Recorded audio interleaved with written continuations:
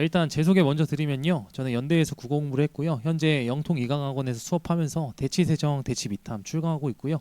그리고 목동 미래탐구 같은 경우에는 제가 2년 연속으로 가장 많은 수강생 국어과에 있어서 가르쳤습니다. 수능 분석 정말 간단하게만 드리겠습니다. 아마 여기저기서 많이 들으셨을 것 같아요. 보시는 건 올해 수능이 포함되어 있지는 않습니다. 올해 수능을 제외한 평가원 최근 5개의 시험인데요. 일단 맨 위에 위치한 시험을 보시면요. 2학년도 6월 모의평가입니다. 제가 이걸 왜 보시라고 말씀드리냐면 보다시피 1등급 컷이 80점대 이제 중반 정도가 나오고 있습니다. 굉장히 어려웠다는 얘기입니다. 그리고 같은 해 9월 모평 시험 같은 경우에는 화작을 선택했다라고 한다면 하나라도 틀리면 1등급이 안 나왔었습니다. 상당히 쉬운 시험이란 얘기입니다. 근데 이러한 이 난이도를 좀 객관적으로 보는 법에 대해서 알려드리려고 하는데요. 맨 우측에 위치한 표준 점수에 집중해서 보셔야 됩니다. 딱 130점을 기억하시면 됩니다. 강사들이 표준 점수 130점 정도가 이제 나온 시험을 가지고 평이한 시험이다라고 얘기를 합니다. 그거보다 점수가 올라가게 되면은 어려운 시험인 거고요. 그거보다 낮게 되면은 쉬운 시험이라고 얘기를 합니다. 그래서 2학년도 6월 모의평가가 표준 점수 132점인 거 확인하실 수 있을 것 같고, 그리고 아래 위치한 9월 모평이 표준 점수 126점인 거 보실 수 있으실 겁니다. 그리고 여기 세계 시험 같은 경우에는 보시다시피 90점대 한 초중반 정도에서 1컷이 형성됐다 보니까 평이하다고 볼 수 있습니다. 그래서 한 130점 부근에 표준 점수가 몰려 있다라고 생각하시면 될 것 같습니다. 올해 수능 표준 점수가 몇 점으로 예측되고 있냐면 132에서 133 정도가 예측되고 있습니다. 아마 제 생각엔 133이 나올 것 같은데 상당히 어려웠다. 딱 이 정도로 기억하시면 될 것 같습니다. 이번 수능 같은 경우 이제 독서가 다시 한번 변수로 떠올랐고요. 근데 독서만 어려운 게 아니고 독서만 어려웠던 시절이 있습니다. 한 17, 18, 19 학년도 수능 같은 경우에는 독서만 어려웠는데 지금 올해 수능 같은 경우에는 독서도 좀 어렵고요. 문학도 좀 어렵고 언매도 좀 어렵고 이러한 형태입니다. 그래서 아이들이 좀 숨 쉴 틈이 없었다라고 기억하시면 될 것 같은데 아마 언론에서는 독서가 많이 어려웠다라고 나오고 있을 겁니다. 실제로 독서가 많이 어려웠습니다. 제가 방금 전에 말씀드린 게 사실 다 의미 있는 얘기는 아닙니다. 왜냐면 우리 아이가 4% 안에, 그러니까 1등급을 맞냐 못 맞냐 이 차이입니다. 그래서 우리 아이 4%에 그리고 1등급에 어떻게 안착시킬지에 대해서 좀 말씀드리려고 합니다. 1등을 만드는 전략에 대해서 말씀드리려고 하는데 저희가 이제 개강 이후에 아이들을 만나는 시간이 한 320일 정도가 됩니다. 모든 강사들이 한 12월 말 그리고 1월 초쯤에 이제 개강을 하게 되고요. 320일을 이제 시간으로 환산하면 7,680시간이라고 하는 시간이 나오게 됩니다. 근데 아이들이 좀 잠도 자고 밥도 먹고 하다 보니까 실질적으로 공부하는 시간은 한 4,000시간 내외 정도가 될 겁니다. 근데 저희가 40회 수업을 준비를 합니다. 한 40주 정도 저를 만나고 나면 아이들이 수능을 보러 가요. 근데 3시간 30분씩 만나다 보니까 보시면 강사를 만나는 시간이 140시간밖에 안 됩니다. 아이한테 주어진 시간이 7,680시간인데 앞에 있는 강사 만나는 시간이 140시간밖에 안 되다 보니까 상당히 적다라고 느끼실 수 있을 것 같습니다. 제가 생각해도 상당히 적습니다. 그래서 제가 얘기하고 싶은 건 뭐냐면 아이가 혼자 공부하는 시간에 강해야 합니다. 사실 공부는 지가 하는 겁니다. 어머님들도 다 공감하실 겁니다.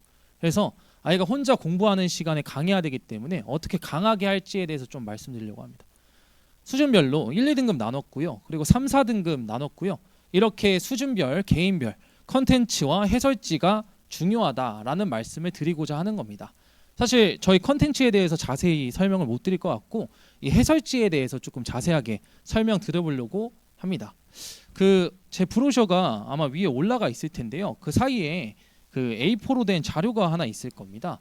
여기에서 제 얼굴이 나와 있는 뒷면에서요. 앞으로 한 3장 정도만 넘겨주시면요. 저희 해설지의 정말 일부를 제가 발췌를 해놨습니다. 정말 일부를 발췌를 해놨습니다. 그래서 제가 요거 하나씩 조금 설명을 드려보겠습니다. 맨 앞에 이제 나와 있는 포맷이 이렇게 되어 있을 텐데요. 이 포맷을 통해서 앞에 이제 상단에 체크리스트를 제가 넣어놨는데 이 체크리스트를 통해서는 이 기출 문제를 분석하는 이유가 무엇인지에 대해서 아이들에게 전달하는 겁니다. 사실 어머님들이 이런 질문을 하곤 하세요. 수능이랑 6월 모평, 9월 모평 다 이미 나왔던 기출인데 다시 수능이 안 나올 텐데 왜 공부시키냐 이런 물음을 던지시곤 하는데 사실 평가원이 글을 쓰는 양상이라고 하는 건 정해져 있습니다. 그러니까 항상 특정 패턴을 가지고 평가원이 글을 써낸다라는 겁니다. 그래서 이 체크리스트를 통해서는 평가원이 우리 아이들에게 전달하고자 하는 그 패턴, 그러니까 이 기출 문제를 분석하는 이유가 무엇인지에 대해서 세밀하게 다 작성해주고 있습니다. 그래서 하단에 총평을 항상 넣어놓는데요.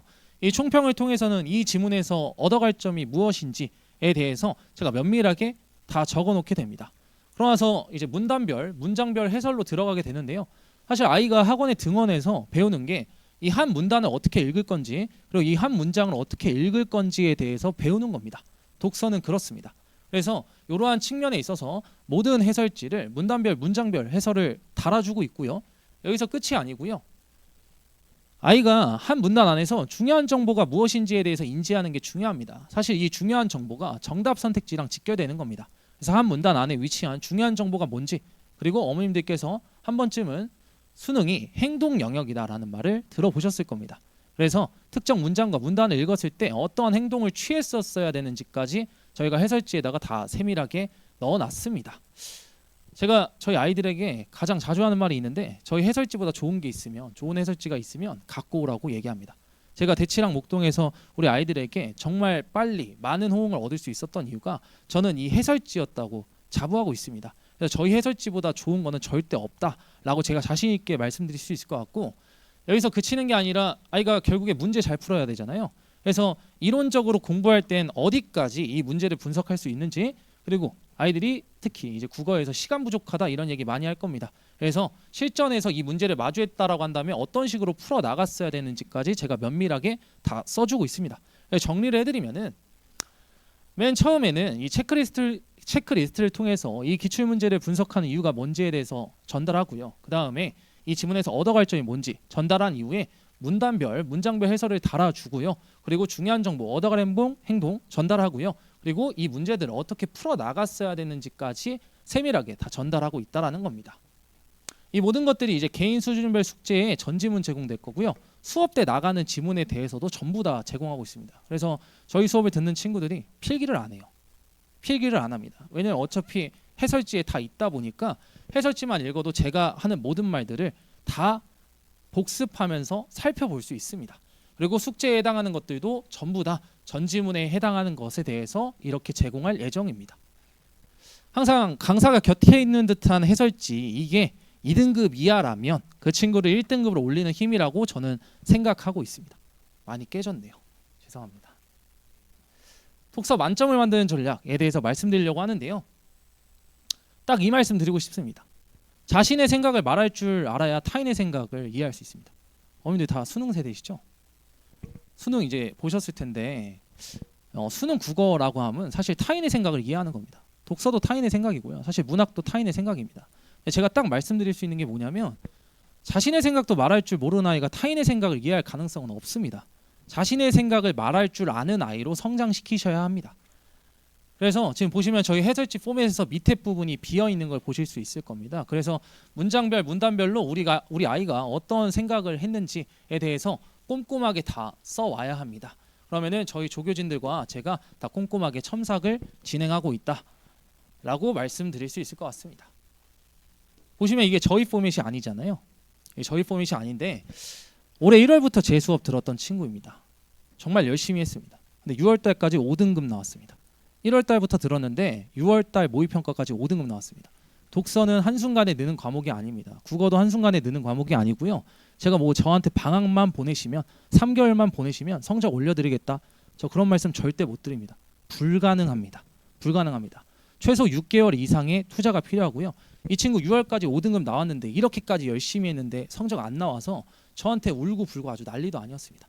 그러다 7월 학평 때 3등급 나왔고요. 그리고 9월 모평 때 1등급 나오고 수능 아름답게 1등급으로 마무리했습니다. 이 정도의 노력이 필요하다라고 말씀드릴 수 있을 것 같습니다.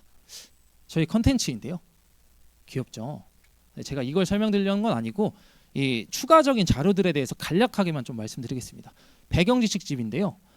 법경제 파트가 올해 수능에 나왔습니다. 법 파트가 나왔는데요. 어머님들 임차인 임대인 다 뭔지 아시잖아요. 저희 아이들 모릅니다. 그래서 교육과정 내에서 이 법 지식이라든가 경제 지식 아이들 정말 떨어집니다. 그래서 필요한 부분들 다 채워주고 있고요. 이것뿐만 아니라 뭐 과학기술, 문과 아이들은 과학기술 못하니까, 그리고 이과인 친구들은 인문학적 소양이 너무 부족합니다. 그래서 교육과정 내에 있는 부분들 다 채워주고 있고요.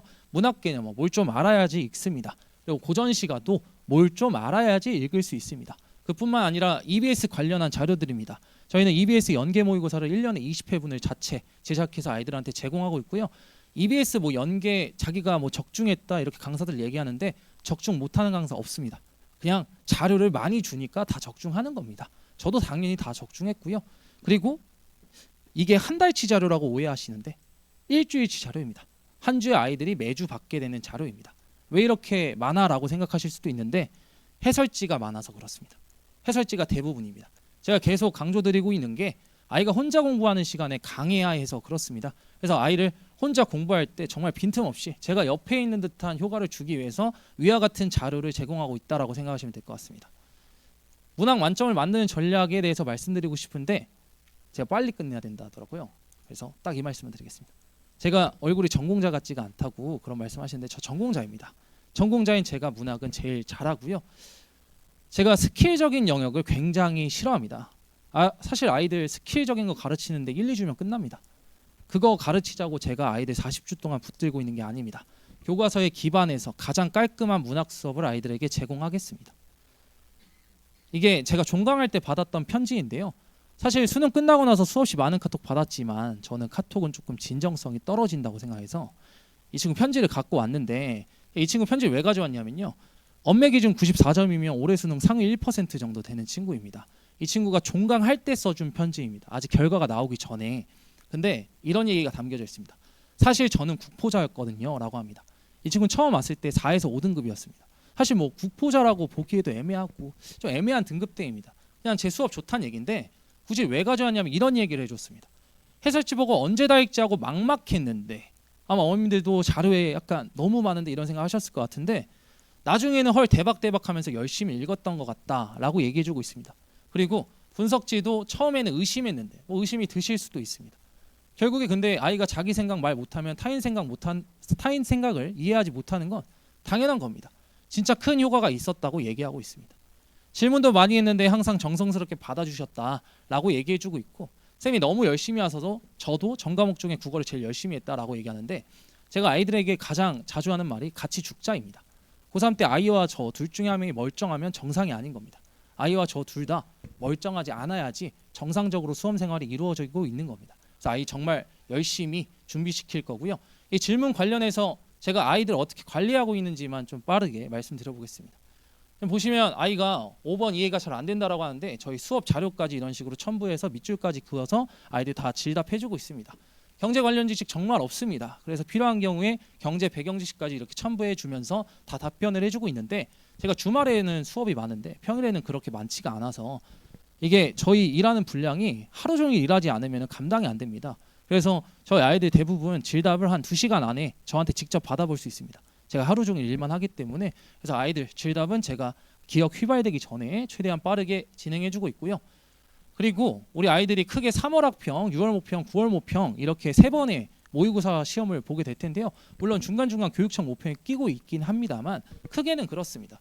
그러면은 아이들 꼭 시험 복기를 시켜주십시오. 사실 수능만 잘 보면 됩니다. 3월, 6월, 9월은 수능까지 가는 과정입니다. 그러면 그 과정에 있어서 아이가 어디가 부족한지에 대해서 스스로 돌아볼 줄 알아야 됩니다. 그래서 전부 다 복기를 시키는데요. 문제 푸는 순서는 어떻게 가져갔는지 그리고 어떤 문항에서 막혔는지 그리고 어떤 선택지에서 헷갈림이 있었는지에 대해서 꼼꼼하게 다 적게끔 합니다. 그러고 나면 제가 일일이 피드백을 해주는데 제가 이걸 거의 이틀에서 3일 밤을 새야 됩니다. 근데 6월 모평, 3월 학평, 9월 모평 끝나고 나면 바로 설명이 있잖아요. 그때에도 저를 보게 되실 텐데 그때 제 상태가 지금도 안 좋은데 더 많이 안 좋을 겁니다. 제가 거의 밤새고 여기 이 자리에 섭니다. 근데 제가 이거를 끝까지 고집하는 이유가 뭐냐면 진짜 올해는 그만둘까도 생각했습니다. 근데 끝까지 고집하는 이유가 뭐냐면 이거 안 해주면 아이들이 허덕입니다. 자기 약점이 뭔지 스스로 파악하려고 하지 않습니다. 그래서 이런 부분들까지 세심하게 신경 쓰고 있습니다. 그뿐만 아니라 저희가 읽기 자료가 많기 때문에 수업 등록하시면 이제 플래너를 제공하는데 아이들은 귀엽다고 좋아해요. 근데 이게 다 트랩입니다. 트랩. 뭐냐면은 아이가 국어 공부 얼마나 했는지 다 써와야 됩니다. 저희가 한 자료를 만들 때 이 자료는 몇 시간 공부했으면 좋겠다라고 기준점을 세우는데 거기서 미달되면 저희 기준점에서 탈락한 겁니다. 제대로 한 게 아니라서 플래너 검사 다 꼼꼼하게 하고 있고요. 네이버에 김현정 국어 검색해 보시면 저희 홈페이지가 최상단에 뜨게 됩니다. 거기 이제 들어가시면 복습 영상 철저하게 다 볼 수 있게, 그리고 결석자 영상도 다 준비되어 있습니다. 그러고 나서 아이들 하원하게 되면요, 오늘 수업 내용 그리고 아이 과제 얼마나 있는지, 그리고 개별적으로 드릴 말씀이 있으면 개별 코멘트까지 달아서 하원과 동시에 발송되게 되어 있습니다. 저희 이제 자료인데요, 제가 이걸 왜 보여드리냐면, 제가 모든 학원을 1시간 전에는 최소한 출근을 합니다. 저희 조교들도 마찬가지인데 자료가 너무 많다 보니까 이날 특히 적은 날인데요, 맨 뒤에다가 하나씩 가져가라 그러면 꼭 아이들 하나씩 빼먹어요. 그래서 모든 강의실에 1시간 전에 저희 조교들이 이런 식으로 자료 세팅을 해두고 있습니다. 저희 조교들 이거 다 줄 맞추고 있는 거예요. 줄 맞추는데도 상당히 진심입니다. 이런 식으로 하나도 빠짐없이 아이들에게 제공하고 있고요. 마지막으로 왜 김현종 국어인지만 말씀드리겠습니다. 저는 2등급 이하 학생을 1등급으로 올리는데 가장 탁월한 강사고요. 양질의 자료 계속 강조 드린 겁니다. 양질의 자료 제공할 거고요. 제가 올해 수많은 학생 가르쳤지만 이름 모르는 아이 한 명도 없었고 성적대 모르는 아이 한 명도 없었습니다. 학생 한 명 한 명 기억하고 라포 형성할 거고요. 무엇보다 제가 올해 대치목동 포함해서 출강한 학원이 4개인데요. 전지점 실장님 자녀들을 제가 지도했습니다. 제가 참 신뢰가 안 가는 얼굴이라고 그러시더라고요. 근데 전지점 실장님들은 사실 이 앞에 있는 강사가 어떤 수업하고 어떤 자료 준비하고 우리 아이들 어떻게 대하는지에 대해서 가장 가까운 곳에서 가장 세심하게 보시는 분들입니다.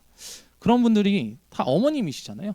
어머님들이 저를 선택해 주신 데에는 다 이유가 있다고 저는 생각을 하고 있습니다. 정확한 방법으로 제가 딱 강조드리고 싶은 건 이거 하나입니다. 요행을 가르치지 않습니다. 정확한 방법으로 가르치겠습니다. 진심을 다해서, 아이들에게 진심 다해서 지도하겠습니다. 제 수업은 12월 27일 날 개강을 하고요. 오후 2시부터 5시 30분까지 진행을 합니다. 근데 제가 이 수업 이후에 여기서 이제 또 특강을 진행합니다. 고위 특강을 진행하고 있기 때문에 제가 이 이후에 스케줄이 없어요. 그래서 수업 끝난 이후에 이동을 안 하기 때문에 아이들 세심하게 질문까지 다 받아주고 가겠습니다. 네, 저는 김현종 강사였고요. 수업 때 만나 뵙기를 진심으로 바라겠습니다. 감사합니다.